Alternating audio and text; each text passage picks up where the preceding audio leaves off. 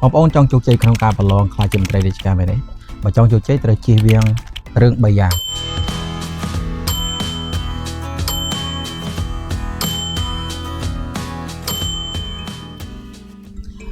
ខ្ញុំធ្លាប់បរាជ័យក្នុងការប្រឡងជាមន្ត្រីរាជការជាច្រើនលើកហើយលើកណាក៏ខ្ញុំតែងតែគាត់សម្គាល់នៅចំណុចខ្សោយរបស់ខ្ញុំដែលខ្ញុំបានប្រព្រឹត្តនៅកំឡុងពេលប្រឡងដែរ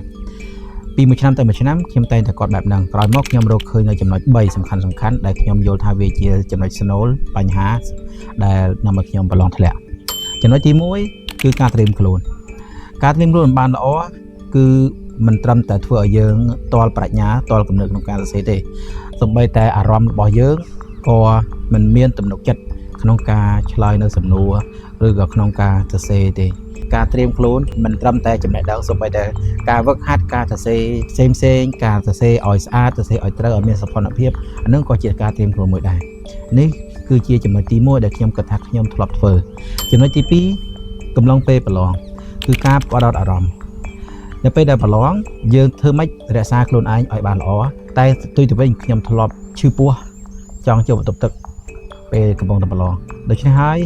បញ្ហាទាំងអស់នេះធ្វើឲ្យយើងបែកអារម្មណ៍កាលណាយើងបែកអារម្មណ៍គឺយើងគិតឲ្យអត់ចេញទេទៅសេអត់បានល្អគិតឲ្យបានវែងឆ្ងាយគិតឲ្យបានគ្រប់ជ្រុងជ្រោយលើកឧទាហរណ៍មិនសូវចំគោលដៅ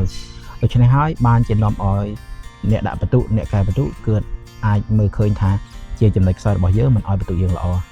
ដែលជាហេតុធ្វើឲ្យយើងធ្លាក់មួយដែរនឹងគឺការប្រមូលអារម្មណ៍ការបដិអារម្មណ៍ក្នុងពេលដែលយើងប្រឡង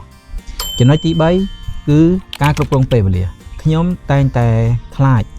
ត្រង់ថាមិនហ៊ានយកនាឡិកាចូលដោយសារតែការធម្មតាការប្រឡងគឺគេមិនឲ្យយើងយកនាឡិកាចូលទេប៉ុន្តែ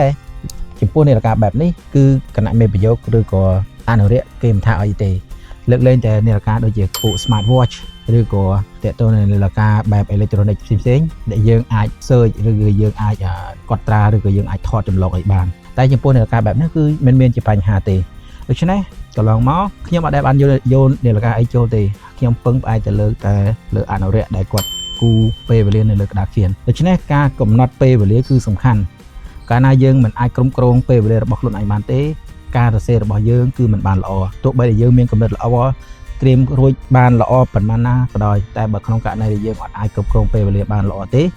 នោះយើងក៏จะធ្វើមិនបានល្អទេដូច្នេះរឿង3យ៉ាងនេះបងប្អូនត្រូវតែចងចាំទី1ត្រូវតែត្រៀមខ្លួនឲ្យបានល្អបំផុតតាមដែលអាច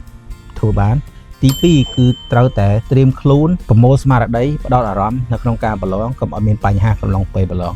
ទី3គឺត្រូវតែគ្រប់គ្រងពេលវេលាឲ្យបានល្អពីដើមដល់ចប់ធ្វើបាន3ចំណុចនេះខ្ញុំជឿជាក់ថាបងប្អូនប្រកាសជាជោគជ័យអរគុណច្រើនជួបគ្នាក្នុងវីដេអូបន្ត